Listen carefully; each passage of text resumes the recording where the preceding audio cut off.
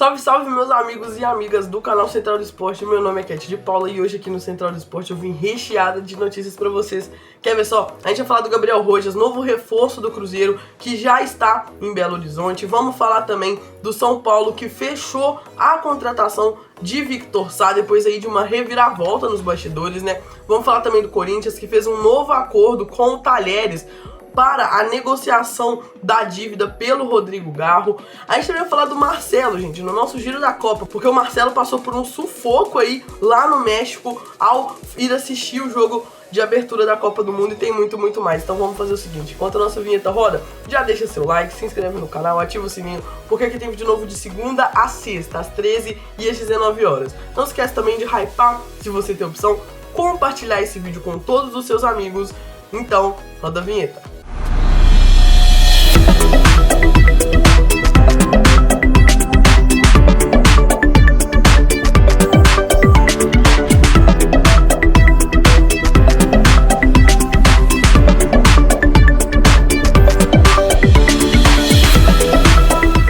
Antes de mais nada, você precisa saber que você pode nos encontrar também no Instagram, através do nosso perfil, @YT_Central do Esporte. Você encontrará todas as notícias do futebol brasileiro e internacional em tempo real. Portanto, esperamos todos vocês também no Instagram. Guardou?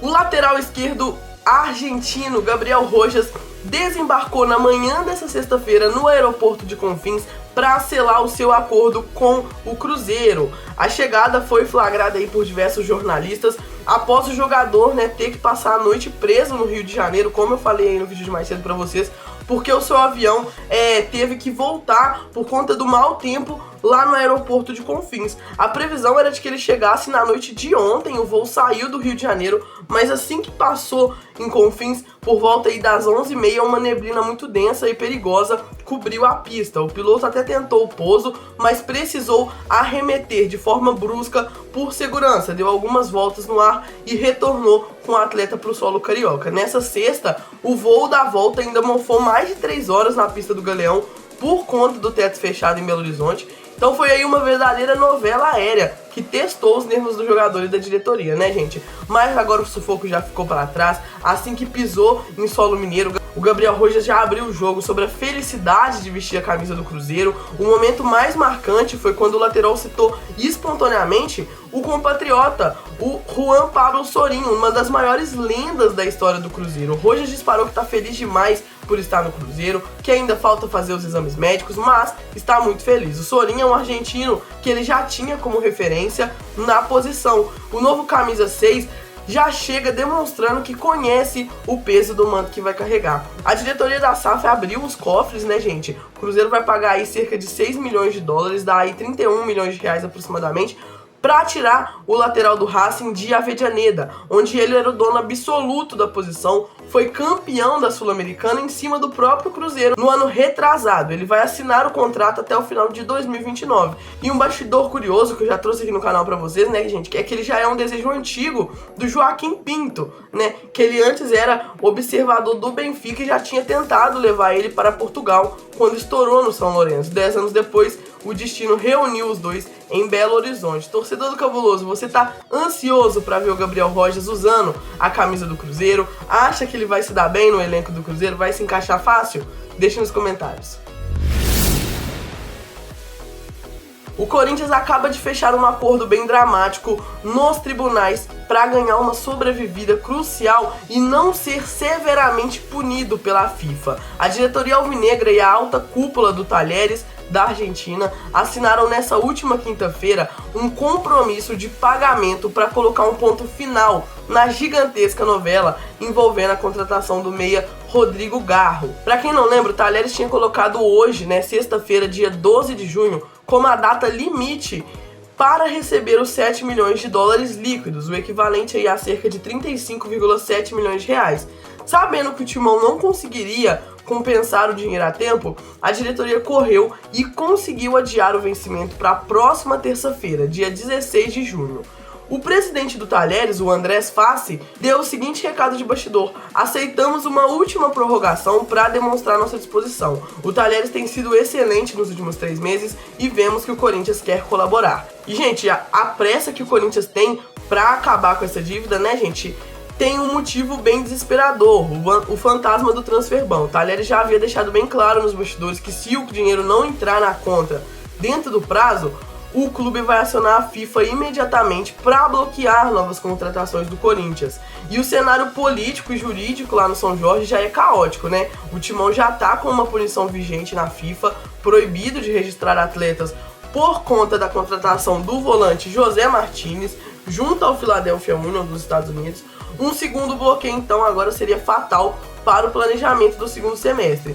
E os problemas no departamento jurídico não param, né? Nos últimos dias, o Corinthians também foi obrigado a recorrer formalmente à CAS na Suíça após sofrer mais uma condenação pesada na FIFA, dessa vez envolvendo aí o New York City FC, referente à prorrogação do empréstimo do atacante Thales Magno. O Corinthians ainda tenta o efeito suspensivo para não acumular ainda mais ganchos internacionais, enquanto tenta juntar cada centavo para transferir os 35 milhões de reais dos argentinos até terça-feira. Bom, gente, a gente teve aí mais uma reviravolta na negociação com o Victor Sá e agora o atacante está com tudo acertado e vai sim vestir a camisa do tricolor paulista. A informação confirmada nessa última sexta-feira revela que o diretor Rui Costa conseguiu destravar todas as pendências financeiras que quase melaram o negócio aí no meio da semana, né? O clube bateu o pé, fez o jogador aceitar as condições originais e agora prepara um contrato longo até o final de 2029. São Paulo e o Victor Sá já tinham um acordo verbal, mas como eu trouxe aqui para vocês no canal, nos últimos dias o staff do jogador estava tentando renegociar uma composição salarial diferente para que o atleta recebesse um valor bem maior na sua conta. A diretoria tricolor manteve a postura firme, bateu o pé e não mudou um centavo sequer da proposta. No final, o atacante acabou cedendo. Os valores vão ser os seguintes: Victor Sá vai receber 700 mil reais mensais fixos até o final de 2026. A partir de janeiro de 2027, o salário dele vai sofrer um reajuste automático e sobe para casa aí dos 1 milhão por mês até dezembro de 2029. E esse esforço pro Victor Sá, né, gente, tem nome e sobrenome: Dorival Júnior. O treinador colocou o setor ofensivo do lado de campo como a prioridade absoluta do São Paulo para essa janela de transferências que vai se abrir no dia 20 de julho.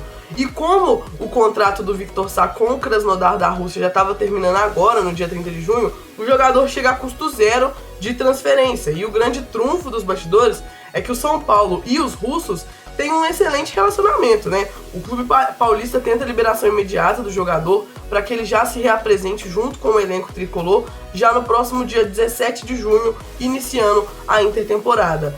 Aos 32 anos, o Victor Sá traz aí uma experiência internacional bem pesada para o elenco do Dorival.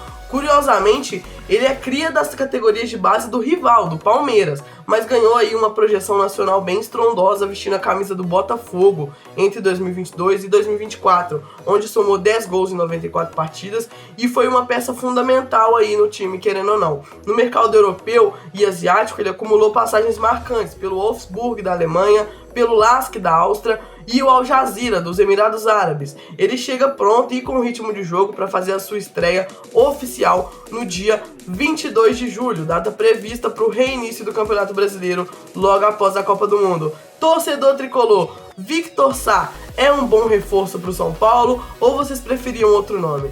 Deixe nos comentários.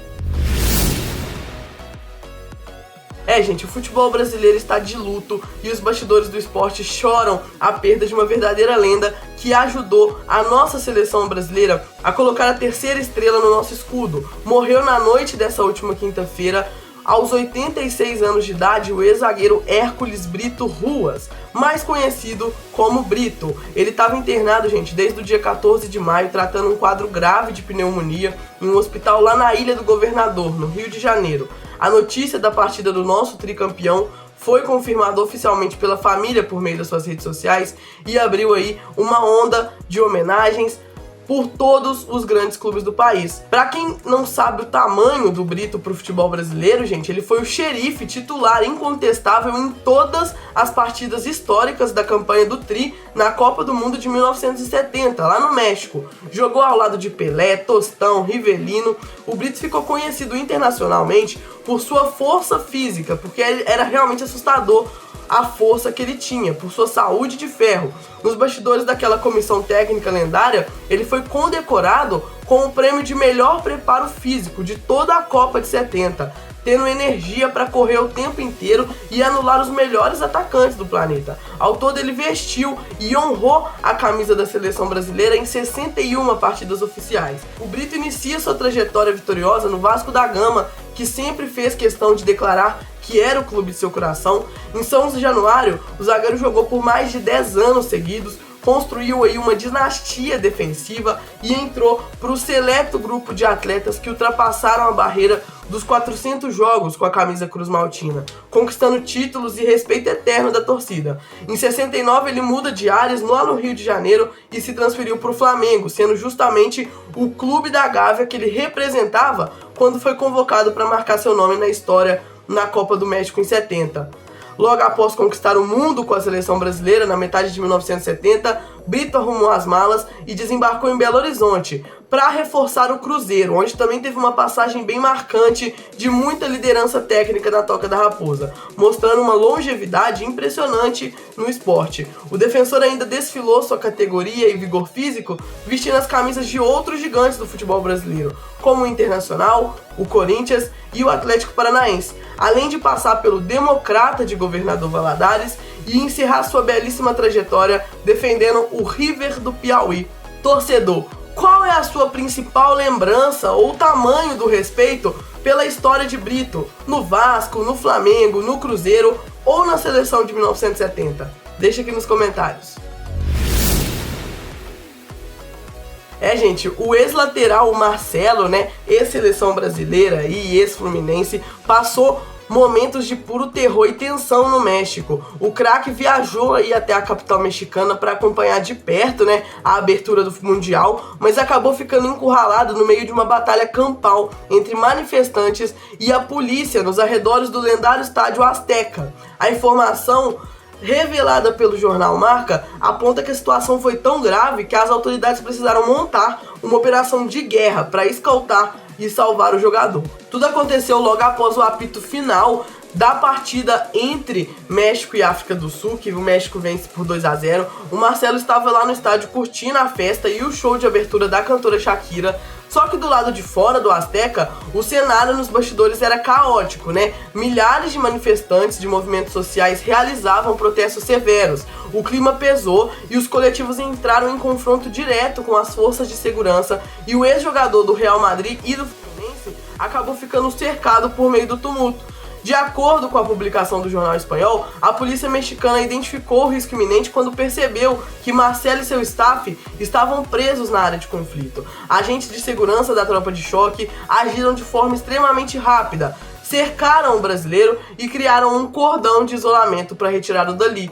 O ex-lateral foi evacuado com sucesso e uma viatura oficial saiu totalmente ileso e não sofreu nenhum ferimento, mas o susto nos bastidores foi gigantesco, já que pedras e objetos voavam na região do estádio. O mais curioso é que por meio das suas redes sociais, Marcelo preferiu manter a linha no foco do espetáculo. Publicou diversas fotos e vídeos celebrando a vitória mexicana, exaltando o show de Shakira e mostrando a beleza do estádio Azteca lotado. As autoridades mexicanas haviam montado uma operação colossal com milhares de policiais espalhados por toda a cidade do México, mas a revolta de alguns movimentos sociais acabou furando o bloqueio e gerando alguns focos de violência que quase terminaram em tragédia para o astro brasileiro.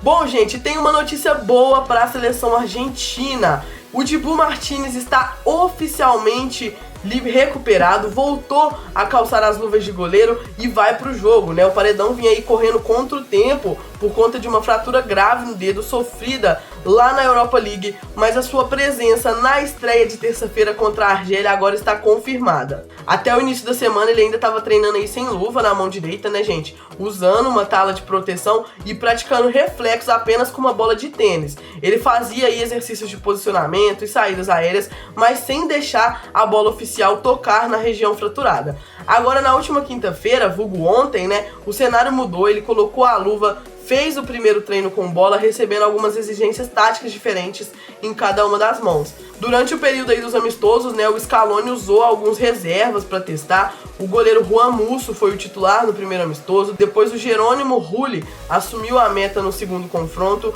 e embora ambos tenham dado conta do recado, não tem comparação com o Dibu, né, gente? Ele é realmente um goleiro muito seguro. Agora a Argentina faz sua estreia no dia 16 de junho, às 10 horas, no horário de Brasília, enfrentando a Argélia. E Dibu Martínez está confirmado como titular.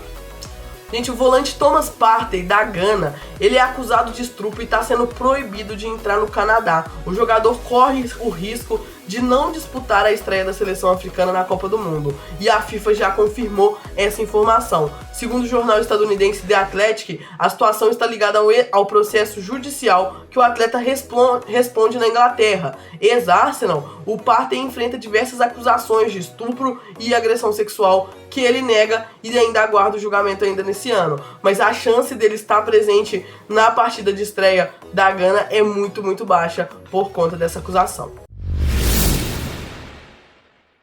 Galera, essas eram as notícias que eu tinha pra trazer pra vocês. Muito obrigado por assistir até aqui. Não esquece de comentar aqui embaixo, se inscrever no canal, ativar o sininho, porque aqui a gente tem vídeo novo de segunda a sexta, às 13 e às 19 horas.